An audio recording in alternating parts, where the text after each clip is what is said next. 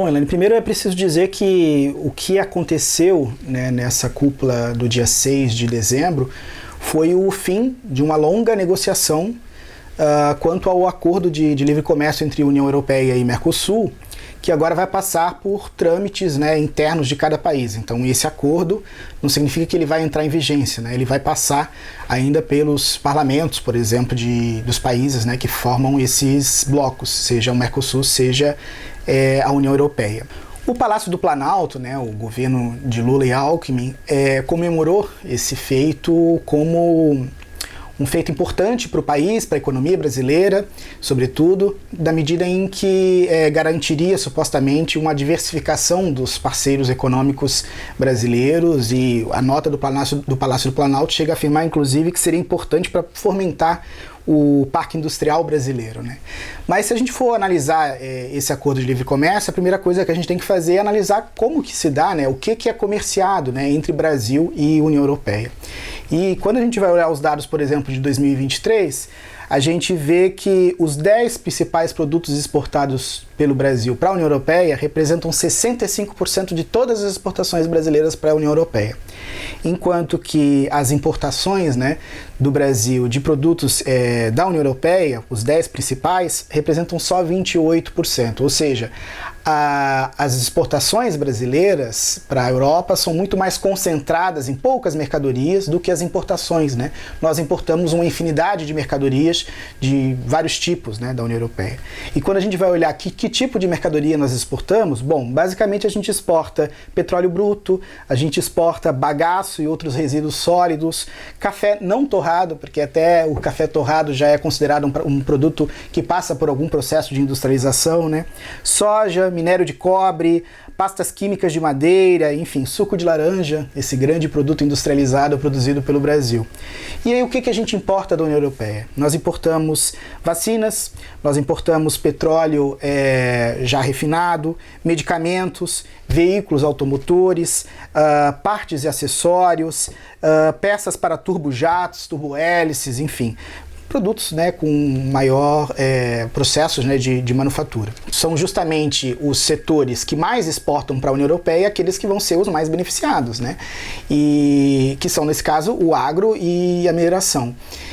Nesse sentido, a suposta diversificação, né, que é alegada pelo governo federal e pelo Planalto não se verifica na prática, né? A gente sabe que esse é um acordo que vai, na verdade, reforçar o caráter, sobretudo primário exportador, né, que a economia brasileira tem assumido nos últimos anos. Esse acordo, né, as negociações dele foram finalizadas pouco depois de acontecer esse fato essa polêmica, na verdade, envolvendo o Carrefour, essa rede de mercados francesa, que se negou, né, a comprar carne brasileira nos mercados franceses, porque supostamente isso estaria prejudicando os camponeses, né, os produtores franceses. E é contraditório porque isso revela, de fato, que a raiz, né, desse acordo, né, inclusive o momento em que esse acordo ele é finalizado, né, depois de 20 anos de negociação, que é o momento em que a Europa está em crise, desde que estourou a guerra da Ucrânia. Na verdade,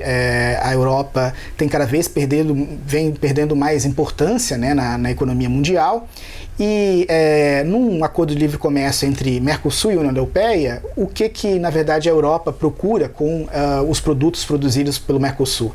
É basicamente matéria-prima e alimento, né? Então, por que matéria-prima e alimento? Porque são mercadorias chaves, né, que barateiam a produção em geral, a produção industrial europeia. Os alimentos, porque barateiam o valor da força de trabalho, portanto, barateiam os salários, né? E ao mesmo tempo geram, inclusive, um efeito secundário, que é a concorrência contra os camponeses. Então, no limite, eles geram uma concorrência predatória, né, dos produtos do agro latino-americano, do agro do Mercosul contra os produtos dos camponeses, por exemplo, franceses, e isso tende, né, no longo prazo, a impulsionar o fim desses camponeses, inclusive migração para a cidade, etc. Portanto, formar mais filas, né, da força de trabalho industrial. E as matérias-primas, porque são essenciais, né, petróleo, minério de ferro, etc., são mercadorias essenciais para a produção industrial. Nesse sentido, esse acordo inclusive chegou em alguns momentos a aparecer até na TV, é muito proveitoso para a União Europeia, né? Não se tem nem vergonha de dizer que a União Europeia vai ser efetivamente a maior beneficiária, né, desse acordo, enquanto que no Brasil, quando se fala em beneficiário, geralmente se tende a mostrar o agro, né, como um grande setor beneficiário.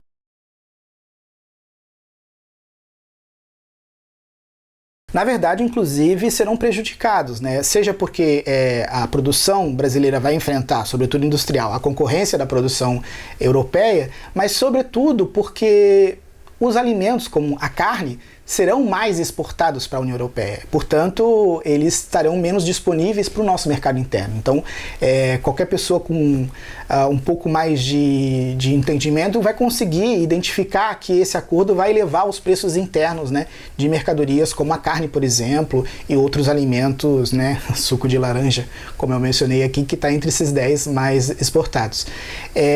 Além disso, o que espanta nesse momento é uma tremenda regressão intelectual. Quando a gente compara, por exemplo, o começo dos anos 2000, quando existia toda a discussão sobre a ALCA, né, a Área de Livre Comércio das Américas, os partidos, os movimentos sociais eram amplamente contrários a esse acordo de livre comércio. Hoje, na verdade, diante de tanta regressão intelectual que foi feita e política, né, por essas gestões do PT, a gente vê, na verdade, que se comemora, inclusive, como um grande feito diplomático o encerramento dessas negociações, né?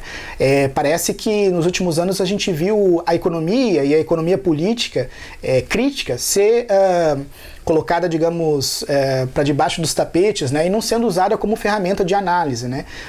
Então tudo se resume a, enfim, o aperto de mão entre a presidente da Comissão Europeia e o Lula, ou o grande feito diplomático do governo, né, e do Itamaraty. Na verdade, se a gente comparar os outros países do Mercosul, o Brasil ainda é aquele que tem um desenvolvimento industrial médio mais avançado, né? Na verdade, os países vizinhos, Paraguai, Uruguai, Argentina e agora a Bolívia, né, eles têm um caráter muito claro, né, de produção agromineira, né? No caso da Bolívia, por exemplo, tem um gás natural, mas também tem a soja, né? Então a gente consegue imaginar no longo prazo ser justamente esses setores do agro, né, aqueles que mais vão ganhar poder, né, nos próximos anos. Isso é o nosso grande drama, né, dessa época, porque se por um lado cada vez mais a China vai se tornando o parceiro principal da América Latina e do Cone Sul, sobretudo, principalmente por conta da produção da soja, agora com esse acordo de livre comércio, é justamente esses mesmos setores econômicos que são mais reacionários, aqueles que serão mais beneficiados.